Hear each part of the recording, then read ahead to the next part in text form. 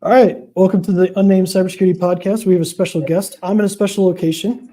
Matt is too. He looks like he's actually in the airplane right now, but he's not. I'm in the cockpit. I'm flying this thing. Yeah, we don't trust Matt to fly, so we're going to leave that alone. We have a special guest with us, Nick. Nick is from a company, Total. Say hi, Nick. Hey, guys. Thanks for having me. Hey, Nick. I was hoping he was going to say hi, Nick. So Nick is joining us today because he is an expert in responding to basically cyber incidents, right? That's would that? Yeah, absolutely. We do it every day here. So we want to talk about McLaren Health today. They're a large hospital in Michigan. They have 13 locations. They actually do health insurance as well. And they, outside of Michigan, I think they cover Indiana and Ohio a little bit for that. And for the second time in 2 years, they've been hit with a cyber attack. Last year, LV or Black Hat hit them and exfiltrated, I think like 2 terabytes of data. It affected 2.5 million people. And they just had started sending out the notifications of those people getting their data lost when they got hit with ransomware again a week ago or last week, and they're still down. People can't get cancer treatments. They can't get their labs. They can't even get anything. Like getting a drug takes hours because they have to do all this by hand. So what we want to talk about today is like, what does that look like for your business? And what are some of the things that we can do to make sure that, at least hopefully make sure that this doesn't happen to you? But if you do get hit with ransomware, what are the things that we can do to make sure that we limit that impact so that your business isn't completely different? Because these people that go to McLaren, and this is terrible. And this is all over the state of Michigan right now. Wow. So lightning does strike twice, huh? Yeah, apparently they didn't shore up their defenses before in that year since they got hit before. So Nick, what do you think is what do you think is maybe like the top 2 or 3 things that a small business can really do to kind of minimize the risk of ransomware taking their business down completely? Yeah, well, I want to start by talking about small businesses. Anyone can be impacted by ransomware. I've seen even a 3-person construction company targeted with one of the most complicated strains of ransomware I've seen. So it doesn't matter the size of business, even if you are a large hospital chain or if you're a small construction company without HIPAA information, you can still be targeted. I think the first thing to think about is, what are you defending against? In something like a hospital, you're really protecting your data, your customer data, because that's HIPAA information, that's sensitive data that even if your systems don't get ransomware, and if the data gets out, you're still dealing with double extortion ransomware. Which this would be a good time to cover different types of ransomware. Single extortion is encrypting your data and loss of business. Double extortion is encrypting and stealing data and then threatening the company with releasing the data. That's the most common we see nowadays. And then triple extortion is encrypting the data, stealing the data, threatening the company, but then also grabbing that data and sending it to the end users whose data belongs to them and saying, hey, this company lost your data. What are you going to do to keep it from getting out? So in order to protect against those, the first single extortion ransomware is endpoint detection, SIM, keeping an eye on your devices and having preventions in place. So even if there is a weak link, even if someone downloads a strain, it can prevent it before it gets out of hand. Preventions against lateral movement is a really good one of those. Ransomware is only really effective if it gets through the whole network. Double extortion, you want to keep an eye on data exfiltration. So a lot of that is securing your shared drives, locking down your network, restricting permissions and access to various types of data. So that way, a front desk user who's checking patients in can't access the same patient data that, let's say, their primary care provider would. Making sure that you have those walls up in place so it can't get out of control like these guys did. And then those same protections can apply to triple extortion as well. Does it ever amaze you how companies can just have like 6 terabytes of information exfiltrated and they don't notice that it's happening? It amazes me, but there's a lot of ways to do it completely under the radar. Yeah. For example, exfiltration over I'm forgetting it. Exfiltration. You can get a DNS request and exfiltrate data over DNS. It takes a very long time, Yeah. but you can fly under the radar with that. 53 and bytes at a time. Yeah, exactly. It takes a very long time, but that's going to get around firewalls. It's going to evade a lot of primary detections.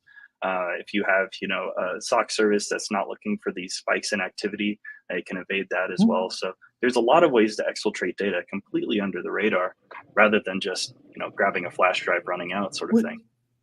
Well, what's interesting was Change Healthcare. I think it was 6 terabytes. It was only like 9 days. Wow, that is impressive. That's so than most internet speeds. Dude, they just That one they wasn't just, DNS. Yeah, they didn't do the quiet approach. They just said, you know what, we're just going to try the loud approach, and we're going to see if we get stopped. And they just didn't put a stop. vacuum in. Yeah, but that seems to be a major problem. Is like they don't. It They don't happens see all the the, time, Chris. I actually got a call years ago. I got a call from a.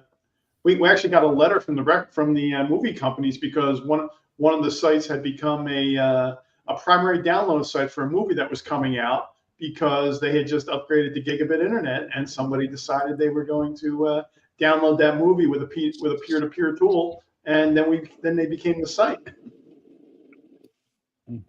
Pretty good when the movie companies come knocking at the door too. Yeah, I mean, you also expose the business too to being Absolutely. sued for that'd be like a DMCA thing. But what about? So Nick, what about from an endpoint? You talked about a little bit about endpoint protection, EDR. When you talk about lateral movement, we need to break this down a little bit more for an audience that's like business owners and things like that. So you want to break down lateral movement in just like fifth grader terms? Sure. I'm in an office right now. I have computers to the left and the right of me. And in a typical office space, you're in a local network. You have one public IP address that reaches out to the public network. So it doesn't matter if I'm on this computer right here or if I'm on my computer I'm on right now, they're still going to be reaching out through the same public IP address. Now, all these computers talk to each other. They send data to each other in a typical office space network. Lateral movement is once you entrance that network, once you get in that public IP, you get past the firewall, then you can move around to the devices internally. A lot of them, they can share user accounts, so you can get the same user, move through devices. Some of them share credentials. Some of them have files. So let's say my computer has access to a file server that's also on this local network. I don't have to access the file server directly. I can access it through my computer. So it's once you get that initial access, being able to expand throughout the internal network. Yeah, that's Yeah, that makes sense. That's pretty much how households work too. So if your kids decide that they want to download a bunch of stuff, maybe watch your kids. Absolutely, yeah. So, what about backups with ransomware? Do you guys see a lot of backups being destroyed as well? Yes. Is that one so service? Primary one, volume shadow copies. That's your Windows backup built in the Windows operating system. It's very easy. It takes one command to destroy all of your Windows backups and your volume shadow copies. So that's one of the primary indicators. And sometimes they won't even delete them. Sometimes they'll just shrink the storage space to 1%. So that way none of the backups are actually useful, and you can evade detections for deletion that way. So you have to get creative with how you're looking at deleting the volume shadow copies. But destroying backups, I would say, is much less common than it used to be. Because right now destroying backups is really just trying to cover footsteps, because most of the information I see is double extortion. It's when they steal the data, and rather than ransoming the devices, encrypting the devices, these devices have EDR on them. You aren't gonna be able to fully ransom them that easily. So I would actually say it's very difficult to fully ransom them. But it's much easier to steal the data and then hold the data above the customer's head and say, you have to pay us for us not to release this data. So destroying backups, I don't see too much. Big one to bring up, though, is ransom cloud activity. So that's SharePoint and OneDrive. SharePoint and OneDrive has a limited amount of overwrites and ways that you can revert a file. and I forget what the exact number is, but what threat actors will do is they'll go into the SharePoint, they'll download all the content, and then they'll overwrite that SharePoint 1,000 times. And once they overwrite it 1,000 times, none of those files can be reverted back to their original state. And you expect SharePoint to have backups of your files. You don't expect to back up your SharePoint that is a backup of other files. So ransom cloud is a big threat right now as well. And you have to make sure to detect that. Do you see that in Google Workspace too? Does that have a similar flaw that I could have happen? I have not seen it with Google Workspace, but I'm sure the same technique can be applied there. It's a good thing about because a lot of people in cloud, they don't think about backing up their cloud. Exactly. Yeah. Maybe. That's the whole, it's supposed to be safe. Yeah, but I mean, we know the statistics. This is not 80th percentile. Most hacks, most breaches are coming through the cloud. Absolutely. Yeah. Let's step away from ransomware for a second. What is the number one attack that you guys see against a business? Let's say you're doing SIM, so they're collecting all the logs and everything. Like, what's probably the number one attack that you see? So we monitor a lot of endpoints here at Total, and we monitor a lot of Office 365 users. And I would say probably for every single endpoint compromise, I mean true compromise, like someone remotely logging in, messing around on the computer, for every single endpoint compromise, I probably see 50 to 100 business email compromises. That is by far the overwhelming majority of attacks, and there's a lot of ways to gain access to that, and there's a lot of ways to prevent it. But some Nick, people. what do you see as for your email attacks? What are you seeing as the number one way, or the number one methodology that these guys are going through? Are they using sophisticated tools? Are they using, how are they doing about it? Overall, phishing, sending out a link saying, "Hey, these are the promotions for 2025. Access this file," and you want to see if you're on that list. So you click that link, and it says, in order to access this file, you have to log into Microsoft. Since you're in a rush to see how much you're getting promoted and your pay raised, you don't look at the URL and see that it's actually a fake Microsoft logon page. Enter in your credentials, and then those credentials are typically saved for a little bit later for when someone physically or virtually, I suppose, but accesses that mailbox and then starts performing actions. And I could get into the actions part too if you want to talk about those. I think we might give heart attacks out if we keep going deeper on the actions part. Like, we might scare people into that Yeah, just a little bit, right? So what That one. I'm sorry, Chris, but I want to get back to one thing that Nick said. Nick, if you had to pick something, especially with the email compromise, what would be the number one thing that businesses should be doing to harden their email? Multi-factor authentication. It's being someone that can see both sides. I can see customers that have MFA and customers that don't. And it is a massive difference in the amount of compromises. It's very effective. Matt, you're supposed to turn MFA on, dude. You can't use the same password everywhere. You do realize that, right? It's really disappointing. Is that why I keep getting hacked? Probably. Matt, your password has been Chris Burns. Is awesome. 1, 2, 3. Yeah. 1, 2, 3, 1, 2, 3. Let's keep it that way. Let's not go anywhere else with that. So, Exclamation point. Nick, do you have anything else, like tips or something that you want to kind of say? Or Yeah, keep an eye on your employees' inbox rules. That's the main indicator. It's a very obvious catch-all. What the threat actors will primarily do is they're going to keep an eye on the emails and watch the conversations. And then when the conversation is talking about billing at some point, that construction company is a great example. They're going to send over an invoice. Construction companies pay a ton of invoices. They build a forwarding rule to just put it to the RSS feeds folder on your Outlook. Everyone has an RSS feeds folder. Probably most people don't know that there's an RSS feeds folder there, and that's why threat actors use it. So they forward the legitimate email over there. They scrape it. They change the bank account routing numbers, the PayPal address, wherever the invoice is going, and then they send it from a spoofed email address that's just maybe a little bit different than the original one. And then that way, it's within that 5-minute window. The customer can even call the construction company and say, hey, did you just send me this email? They're like, yeah, I did. You're good to send it. And then they send the money, and we see some very large amounts of funds being stolen just with that simple tactic. So keep an eye on inbox rules. I know we monitor the inbox rules, and it's funny because for some reason we have a lot of users who just create inbox rules, but we get the alert, and then we have to look at it and everything like that.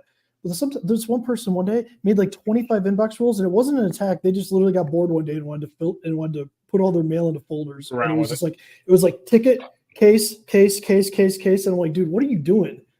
So, but I'm that user. Yeah, are you? I probably have like 30 or 40 of them. Oh man, that's funny. But yeah, it was funny because we see all the cases, we see all the alerts and stuff like that. But to your point, that's what we see. We see too the same thing. BC seems to be the thing that just gets everybody. Like even the ones that are bypassing MFA at this point, like the adversary in the middle attacks. Like we're seeing a lot more of those recently. It's been like a big uptick. Yeah, I'm seeing a ton of those too. So I was gonna say, for everybody out there, adversary in the middle is the page that Nick talked about that you can go to log into.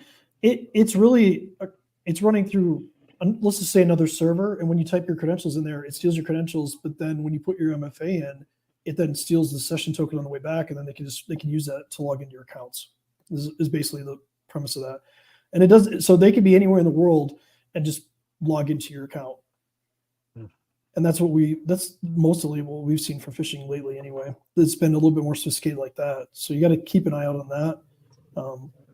Train users, I would think, would probably be something you'd want to. Yeah, train users and run fake phishing attacks. Test them. Train your users, see if the training stuck. Over here at Total, we're a security company, and we still run internal phishing attacks on our employees. And it's a really good litmus test, making sure the training did stick and it did work. You can tell if the training worked pretty clearly by running a phishing attack test before and then after. I can tell you how to seriously take security, because I'm at the same building right now. I'm at Total, and I walked in. I got buzzed into the door. I walked in, and we were trying to get the elevator. You can't use the elevator without badging in, and then you turn around and realize you shut the door and you can't get out without badging out.